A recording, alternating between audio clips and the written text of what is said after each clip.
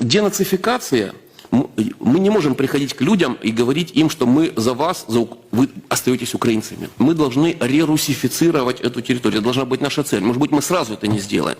Но денацификация – это рерусификация. Да, сейчас на Украине, на той территории, которую контролирует киевский режим, нам не дадут это сделать. Ни при каких подписанных договорах. Но нам Бог дает шанс. Шанс кровавый, шанс тяжелый. Называется он специальная военная операция. Туда, куда приходят русские войска, украинство прекращает там существовать. Если там есть украинская нация, то она есть только в лице ждунов и диверсантов, которые взрывают наших полицейских. Больше там украинской нации нет. И так будет и в других освобожденных регионах.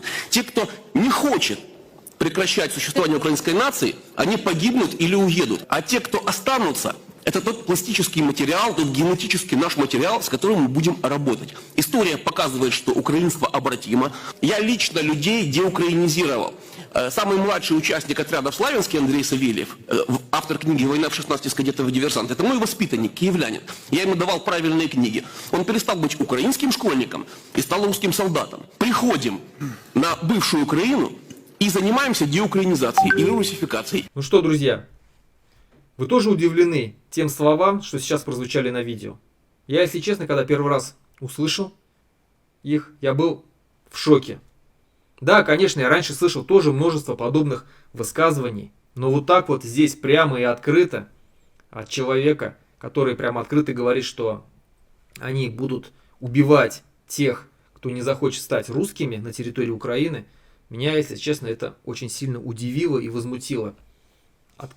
Цинично, открыто, можно сказать, по-своему правдиво человек рассказывает о настоящих целях этой войны. Кто это такой? Это Селиванов Алексей Сергеевич. В прошлом гражданин Украины, человек, который там вырос, был воспитан, дослужился до больших постов, был даже помощником в Министерстве обороны Украины. В 2014 году переметнулся на сторону России. Сейчас является одним из идеологов так называемого русского мира, вот этой русской весны, вот этой русской войны. И вот такие вещи он открыто пропагандирует вот уже на протяжении многих лет. Он назвал настоящие цели так называемой специальной военной операции. Ну а по-другому полномасштабной войны, которую ведет Россия против Украины. Давайте вспомним о тех целях, которые говорил Путин в начале, когда начинал эту войну в 2022 году. И башкиры тогда, в том числе и татары, чеченцы и другие народы, многие поддержали эту войну. Говорили, какие справедливые цели, да? Но давайте сейчас, спустя вот уже трех с лишним лет, проанализируем, к чему пришли эти цели и что они за собой привели на самом деле. В итоге, первая цель, то есть какие цели были, да, Путин озвучил, это три основные цели. Это демилитаризация Украины, денацификация Украины и выход к границам Луганской и Донецкой области. Границам, да, то есть мы знаем, что к тому моменту уже 4 области Украины были включены в состав Российской Федерации: Донецкая, Луганская, Херсонская и Запорожская. Вот. То есть выход к границам что означает? Захват, полный захват этих территорий. Итак, демилитаризация Украины. Что она означает? Многие тогда вот как бы простые люди, которые политически неграмотные, мало что понимают в этих словах, и им приходилось всем объяснять, да? Каждый объяснял по-своему. Ну, основное, то есть, коротко, если и ясно, то демилитаризация Украины, это означает, что ее вооруженные силы должны были сократиться примерно до 50 тысяч человек.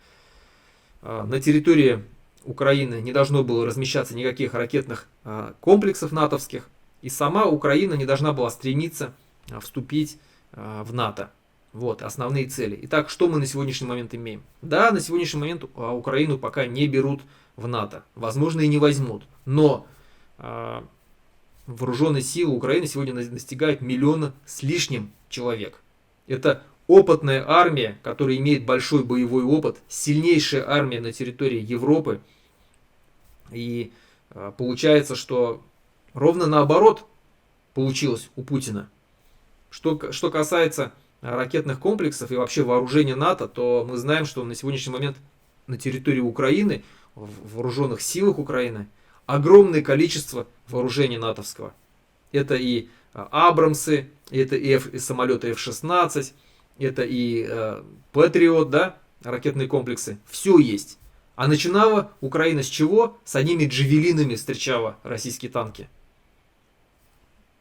Вот. Получается, что ровно да наоборот. Как говорил Пригожин, охренеть, как милитаризировали на самом деле Украину, получается, этой войной. И еще раз говорю, это на сегодняшний момент крупнейшая армия Европы с хорошим боевым опытом, с хорошим вооружением. Вот цель Путина. Ровно да наоборот получилось. Второй пункт – денацификация Украины. Что это означает? Ну, первое, основное, скажем так, пункт там, да, вот в названии денацификации был именно то, чтобы русский язык получил статус второго государственного языка в Украине и был закреплен в Конституции. А также, чтобы прекратилось гонение якобы там на русский народ, чтобы прекратилось осуществление, поддержка, культ каких-либо националистических украинских организаций. Давайте разбираться по языку. У нас у башкир, в Башкортостане, в Татарстане и в других национальных республиках существует на сегодняшний момент два государственных языка. Язык, где-то и больше, да, таких как в Дагестане, например, язык коренного населения плюс русский язык обязательный как государственный язык. И в итоге к чему это привело? Привело к тому, что русский язык захватил все сферы деятельности наших национальных республик. Полностью все на русском языке. А национальный язык вытеснен до уровня кухонного языка. Вот что мы имеем. Вся медицина, вся юриспруденция, вся экономика, вся политика, все образование, начиная с младших классов, заканчивая 11 класс, все на русском языке. И мы были против этого, мы протестовали против этого, мы выходили на митинги. В 2017 году около 5000 человек вышло в центре Уфы протестовать против запрета башкирского языка в школах. И интеллигенция вся выходила, проходили одиночные пикеты, проходили флешмобы различные, собирались большие собрания, учителя собирались, родители собирались. Все были против этого, потому что русский язык наступал, потому что наш башкирский язык из государственного в итоге переходил в фольклорный язык. И мы против этого. А сегодня получается, что мы, башкиры, татары и другие народы, наоборот, помогаем русским насаждать русский язык на территории Украины, вытеснять украинский язык и заменять его русским языком. Ну, в этом разве заключается цель башкир? Нет. Чем больше разнообразия народов со своими языками, тем лучше.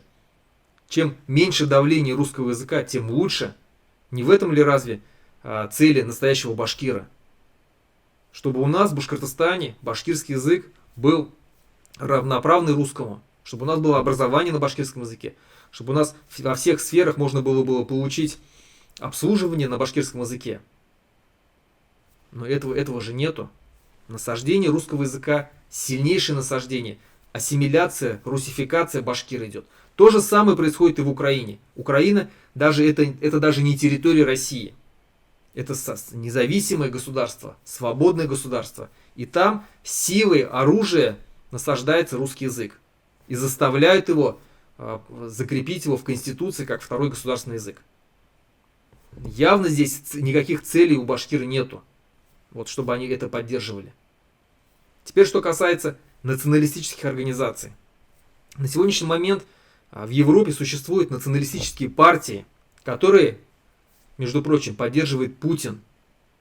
И они много где приходят к власти. Это вполне легальные партии, легальные организации. Так они и называются. Мы националисты. Вот. В Турции это, кстати, многие десятилетия националистической партии существует. В парламенте она существует. То есть это нормально, когда есть националистическая партия. И когда одна страна запрещает другой свободной стране, независимому государству, запрещает иметь какие-либо националистические партии, националистические организации, но это не вполне нормально. Мало того, в то время как в самой России националистические организации неонацистские организации вовсю расцвели за эти последние вот буквально там 10 лет. Вооруженные формирования состоят полностью из русских нацистов, такие как Эспаньола, такие как Русич. Откройте, посмотрите фотографию там Мельчакова, да, у него на груди крест нацистский стоит, свастика. И у многих, там у каждого второго так. У них шевроны, калавраты, так называемые, славянская свастика. Откровенные фашисты, откровенные, даже не фашисты, есть сегодня новое определение вот этого вот культа, рашизм так называемый, насаждение русскости везде. Рерусификация, как вот это вот Селиванов говорит. Рерусификация. Всех сделать русскими. В том же, помимо вооруженных формирований, в самой России действуют неонацистские русские организации, такие как Русская община, Северный человек, Двуглавый орел и так далее. Что они пропагандируют? Они пропагандируют русскую нацию. Они всех называют русскими. Мы говорим, мы все русские, башкиры, татары, вы все русские. Нам они говорят, что якобы они воюют только против мигрантов. Но это ложь. Буквально недавно они ногайскую общину в Ханты-Мансийске зажали до такой степени, наехали на них. Они выступают против мусульман, хотя у нас 20% мусульман в Российской Федерации проживает. И это целые коренные народы, такие как башкиры, татары, чеченцы, дагестанцы и многие-многие другие мусульманские народы. То есть, получается, против них тоже выступает вот эта вот русская община. То есть, идет по всей стране русификация, насильственная русификация, давление на все нерусские народы, насаждение русского языка. И в то же время наши башкиры помогают русским уничтожать другие народы на территории их же стран. В этом разве цель была башкир? Ну и третья цель, да, вот этой так называемой специальной военной операции, выход к границам якобы Донецких и Луганских областей. На самом деле нет, на самом деле с самого начала было понятно, что война будет за захват всей Украины. И мы помним, как войска стояли уже под Киевом даже. И только мужество украинских войск отбросило эти войска обратно. И сейчас огромное количество областей захвачены, идет война в Украине и продолжается наступление. Ни о каких двух областях не идет речи, абсолютно. И никто не собирается их возвращать. И просто, то есть, государство силой забирает чужие территории, как до этого Крым, а сейчас еще несколько территорий Украины. Просто силой забирает и говорит, что это наше, и вы должны это признать. Но башкиры, допустим, никогда не были захватчиками, никогда они не нападали ни на кого, никогда они не участвовали в захвате чужих земель и территорий. А вот сегодня нас приравняли к фашистам, сегодня нас заставили захватывать другие территории. И сделали украинцев для башкир врагами. Хотя вот еще до 2014 года вообще для всей России украинцы был дружеский народ. И мы помним, там, как чемпионат Европы проходил в Украине, и многие приезжали туда. Да и вообще украинцы был один из самых близких народов тогда для России. Что случилось? Почему так быстро стали всех ненавидеть? Только из-за того, что вот такие, как Селиванов, с телевизора внушали жителям Российской Федерации о том, что украинцы это враги. И вот он здесь называет настоящие цели. На самом деле, почему Россия воюет в Украине? Для чего она захватывает эти территории? Откровенно, туда, куда придут русские войска, украинство прекращает существовать. И так будет в других освобожденных территориях. То есть, перефразируя, он говорит о том, что мы будем захватывать другие территории везде, наши русские войска, и украинство там будет прекращать существовать. Украинской нации там не будет. Он говорит о том, что те, кто хочет прекращения, точнее, те, кто не хочет прекращения украинства, те либо погибнут, либо уедут. Тоже все цинично, откровенно говорит. Что, то есть мы убьем всех тех, кто не захочет становиться русскими. Либо выгоним. Не это ли нацистские цели? Дальше что он говорит? Оставшееся население – это пластический материал, из которого мы будем делать русских, из оставшихся украинцев, кто останется на этой территории жить. Фашисты точно так же занимались тем же самым. И именно поэтому на Путина был выписан ордер на арест со стороны Гааги за то, что было похищено там несколько десятков тысяч детей, которые вывезены были с Украины в Россию, распределены по русским семьям, в интернатах, в детских домах, которым вдалбливают о том, что они русские, они изучают насильно русскую культуру. Сегодня их там вот эта милитаризация идет, да, когда их там заставляют там разбирать автоматы, там маск-сети делать, маршировать и так далее. То есть детское сознание переформатирует абсолютно. Это преступление против человечества. Самое настоящее. Именно вот это и есть настоящая цель. И когда некоторые скажут, ну вот какой-то Селиванов что-то сказал, там, но это же один человек, возможно, это неправда. Но давайте посмотрим, что говорят другие подобные пропагандисты. Те люди, в которых вселился бес. Вот. И мы идем их не убивать, мы хотим, чтобы их переубедить. Но если вы не хотите, чтобы мы вас переубеждали, мы вас убьем.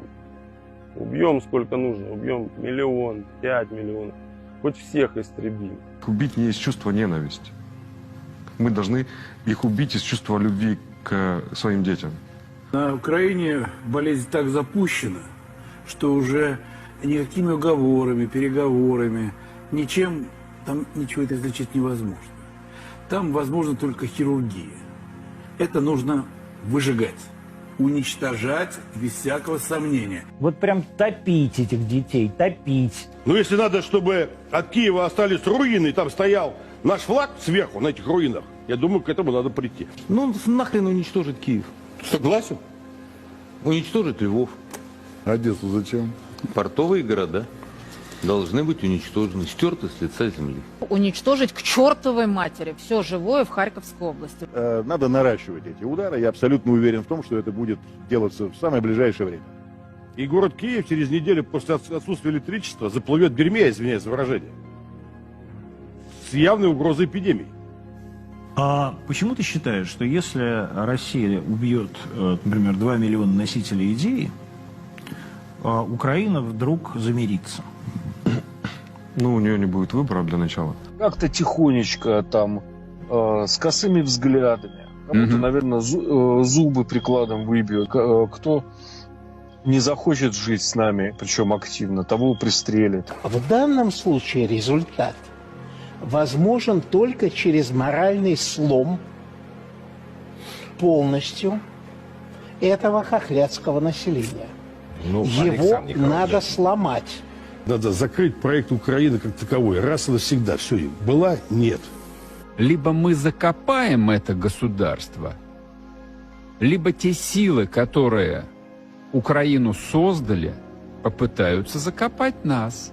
У нас нет другого варианта, как ликвидировать вот эту вот субстанцию под названием Украина. С моей точки зрения, мы должны приложить все усилия для того, чтобы от нее не осталось даже воспоминаний. Никого не надо освобождать. Там надо забрать свое и сделать так, чтобы они даже думать боялись. Закатать вас в асфальт придется один раз. Украинцы, украинцы, украинцы. Вы о чем вы? Это просто звери и есть. У них нет уже человеческого облика. Никого их не жаль. Вообще никого.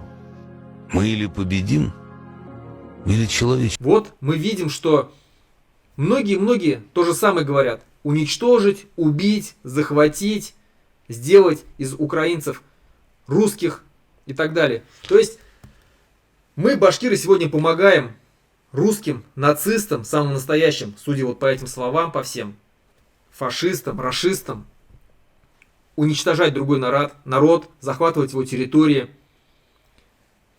уничтожать его язык, в то время как у нас происходит на наших коренных землях, на наших территориях, в наших национальных республиках то же самое абсолютно, то же самое с нами делать. Мы этим недовольны, мы против этого, но тут мы помогаем русским делать то же самое с украинцами, которые нам абсолютно не враги.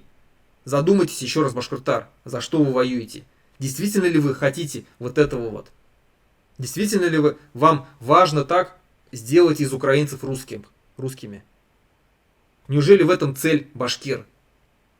Настоящая цель башкир – остаться башкиром, знать свой башкирский язык, жить в своем свободном, независимом, отдельном государстве, как хотели наши предки Ата-Бабалар. Вот настоящая цель башкира. А не быть верным псом у Кремля, у русского народа и по его приказу идти и завоевывать другие народы. Задумайтесь, башкиртар. Хаублават.